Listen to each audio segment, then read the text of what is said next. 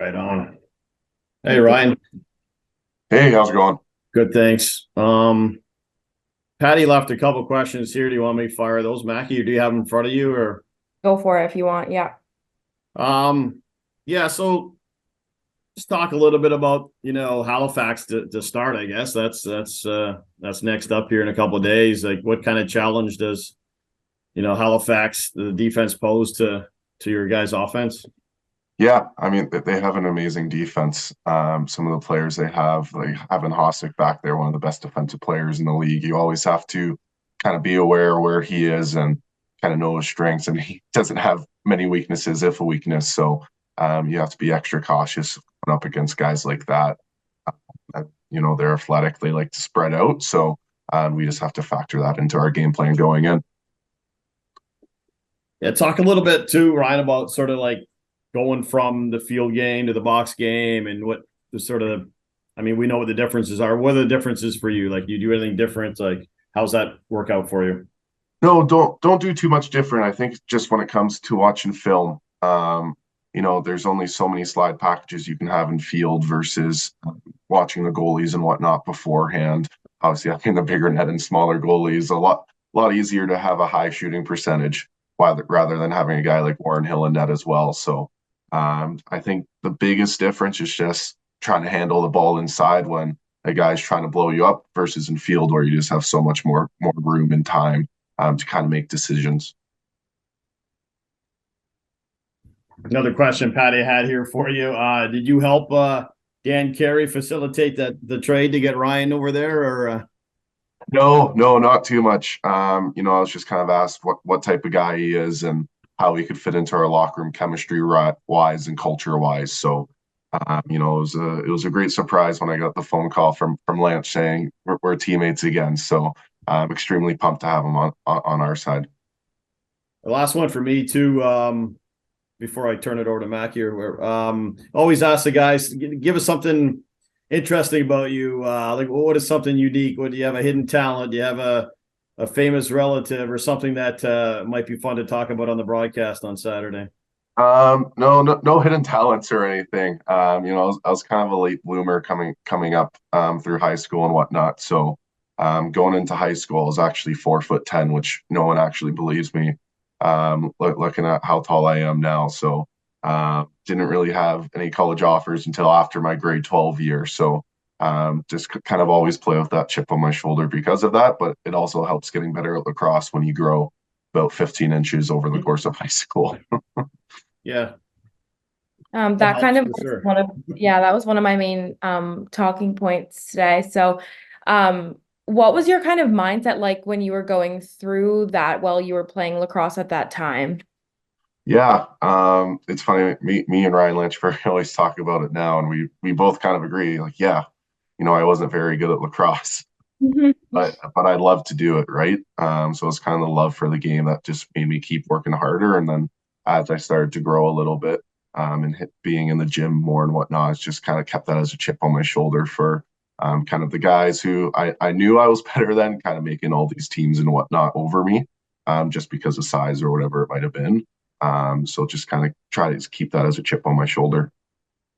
Did that ever put a damper on your mindset about maybe your ability to take your lacrosse to the next level, whether it be collegiately, or box lacrosse taking that next step as well, like playing junior A, for example?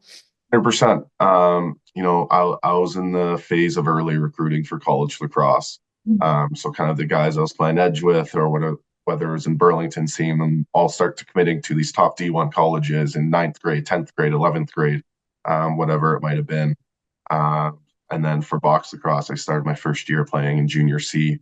And I think I only had like 15 points in 12 games as an O guy or something like that. And then not playing junior A until my fourth year as well. But I think it's just kind of taking a lesson from all of those experiences as well. Being traded to Hamilton Junior B for my second year junior and being on a team that I think we were 4-16, 5-15, or something like that. Sometimes you have to learn to lose to become a better winner as well, I think. And then being traded back to Oakville for junior B my third year, kind of getting that's my first taste of having Dan McRae as my head coach and him and the coaching staff in Hamilton as well kind of were the first coaches I had that kind of just instilled that confidence in me to kind of, just go out there and play your game. So kind of owe both those coaching staff so much of my career. Yeah, I know, a lot of young kids or whatever may have that kind of same damper on their mindset about taking, their game to the next level, whether it be because of size, whatever it may be. Do you have any words of advice that you may instill in, youth lacrosse players that maybe are struggling with the same things that you went through, that want to take their skills to the next level? Yeah, just stick with it. Obviously I was extremely fortunate to kind of have the growth spurt that I had throughout high school. Ended up being 6'2" after all of that. So, not everyone's going to have that 16-inch growth spurt or anything. But it's just kind of make yourself noticed on the floor, do all the little things that you can. You may not score 4 goals a game growing up or anything like that. But, if you're a great teammate, if you pick up those hard, loose balls in the corners, people are going to notice that. Scouts for college are going to notice that thing.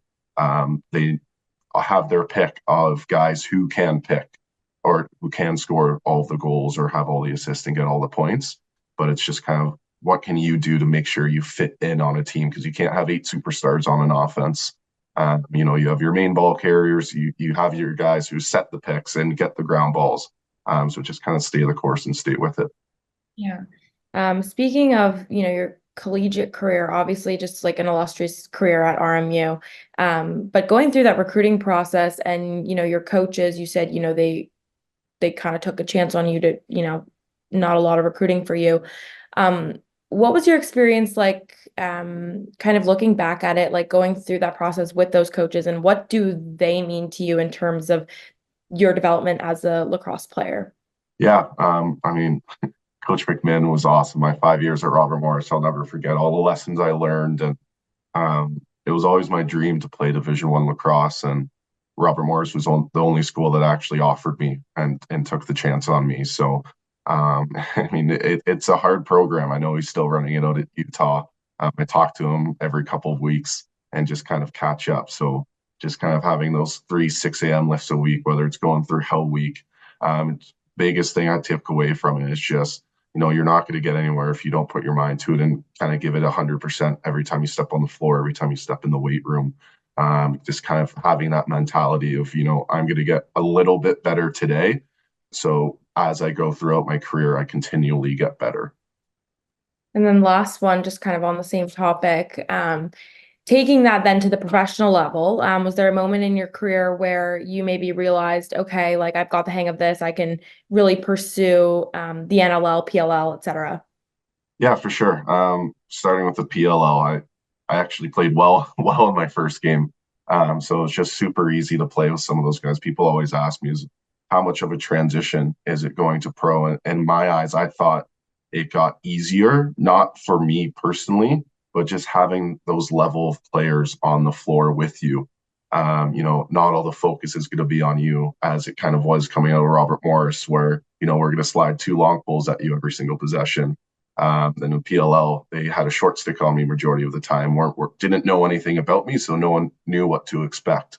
So it just kind of took that and ran with it and had a pretty good rookie year in the PLL. And then the NLL was a lot rougher of a start, just the speed and how big and physical the defenders were versus even when I played Senior A for Oakville as well, was a level I've never even could have imagined, if I'm being honest. So just kind of went back to sticking with it and staying the course. I don't think I scored a goal for my first 2 or 3 games or whatever it might have been. But once again, the coaching staff has just been awesome, has been just kind of instilling that confidence ever since my first game of, just go out there, play your game. Good things will come. You're getting good shots and all of that. So, it was having that feedback and stuff was very beneficial. Awesome. Yeah, thank you so much. I really appreciate that. No, of course. To quote Pat, I lied. I actually do have a couple more questions that came up. I think I just read something this morning where the junior or the senior draft, the first 9 players were taken from either Burlington, Beaches, or Orangeville. You being sort of a Burlington area guy, Just your thoughts on that. I mean, I don't think I've ever really seen that. Usually there's a Whitby guy, a Peterborough guy or whatever, but just your thoughts and on that particular stat. Yeah, it's incredible kind of what they're building in Burlington special. You know, my fifth year didn't go how we wanted it to go in the playoffs, but we had an awesome regular season, and just that was Dan McRae's second year and his staff in there.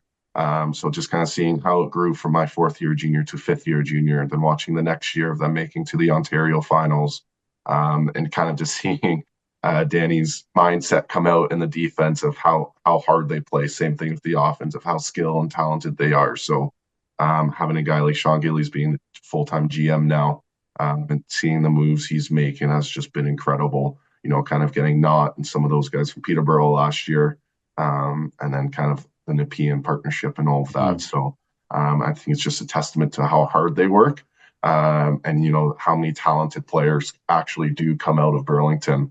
I think before in the senior draft, no Burlington players could be drafted because we had the partnership with Oakville, so we just get protected. Right.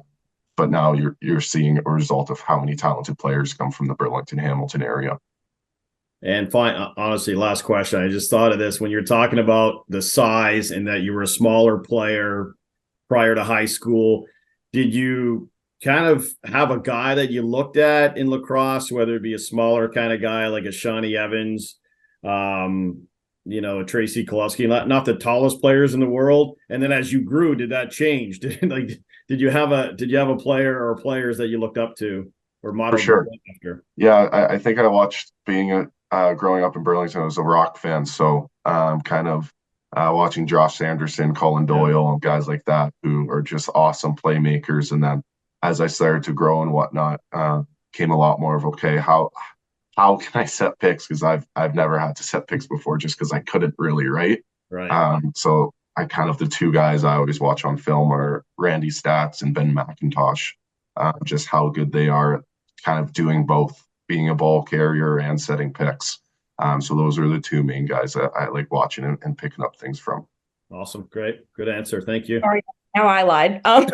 You keep pulling things. Okay, well, you say you pay attention to Randy. What's that kind of like now, you know, that you're on the same level? I mean, as some of those guys you said as well, but you know, playing against a guy like Randy, do you still kind of take things from his game and implement them into yours, or do you kind of find your own style? What's that like for you? Yeah, I think it's just seeing how they do with different defenses or setting picks different ways. Like, I think Randy was the first guy to set kind of that spin pick that you see in every single offense now. So I like to do that a ton, just depending on who I'm playing, how they like to play defense and whatnot. And then his little twister floater shot that he has as well is another thing I've tried to take from his game, but he's so good at it, so it's hard to be able to pull it off. But those are kind of two main things that I like watching in his game. Yeah, awesome. Thank you. Okay, that's Great. it for me. Yeah. Thanks, Ryan. Awesome. Yeah, thanks, guys. Appreciate it. See you there. Take care. Bye. All right, thank you.